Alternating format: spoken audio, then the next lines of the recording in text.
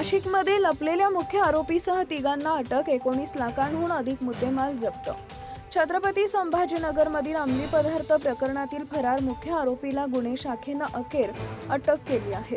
नाशिकमध्ये लपून बसलेल्या आरोपींसह आणखी 2 साथीदारांना ताब्यात घेण्यात आले असून या कारवाईत 19 लाखांहून अधिक मुद्देमाल जप्त करण्यात आलाय. शेख अशफाक शेख इसाक याला अटक केली. त्याच्यासोबत 2 साथीदारांनाही ताब्यात घेण्यात आलं आहे. या कारवाईत 14 लाख रुपयांची वॅगन कार, 4.5 लाख रुपयांची रोख रक्कम आणि 4 मोबाईल हँडसेट असा एकूण 19,44,500 रुपयांचा मुद्देमाल जप्त करण्यात आला. आरोपींना छत्रपती संभाजीनगर येथून आणून न्यायालयात हजर करण्यात आले. या प्रकरणी NDPS कायद्यानुसार गुन्हा दाखल असून पुढील तपास सुरू आहे.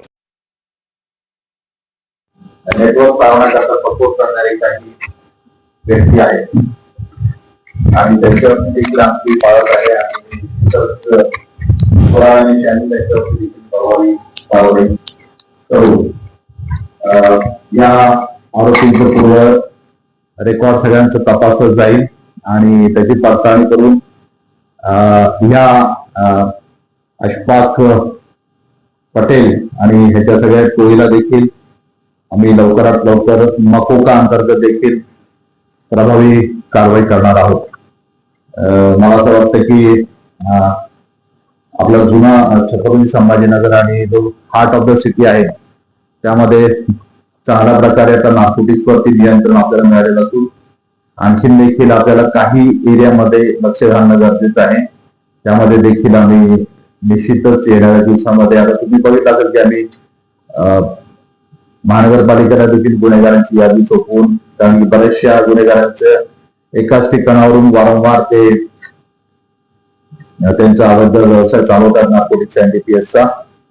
त्याच्यामुळे आम्ही त्यांच्यावरती देखील महानगरपालिका, कारण की माननीय उच्च न्यायालयाचे आदेश आहेत स्पष्ट की कोणत्याही प्रकारचे कमर्शियल बांधकाम आणि रेसिडेन्शियल बांधकाम हे अवैध बांधकाम हे पाडण्याचे आदेश आहेतच. महानगरपालिकेचे नियम देखील आहेत. त्या अनुषंगाने महानगरपालिकेकडून देखील कारवाई झाल्यावरती आणि पडताळणी झाल्यानंतर आम्ही त्यांना बंदोबस्त देऊन जे काही त्यांचे असे ठिकाणं आहेत ते निश्चितच मुळापासून आम्ही उखडून फेकून देऊ. आपल्या या नार्कोटिक्सच्या लढ्यामध्ये आपल्या सगळ्यांचं नेहमीच सहकार्य आम्हाला भेटलेलं आहे आणि भविष्यात देखील भेटत राहिल्याची मला खात्री आहे. Thank you. Subscribe now and press the bell icon. Never miss an update.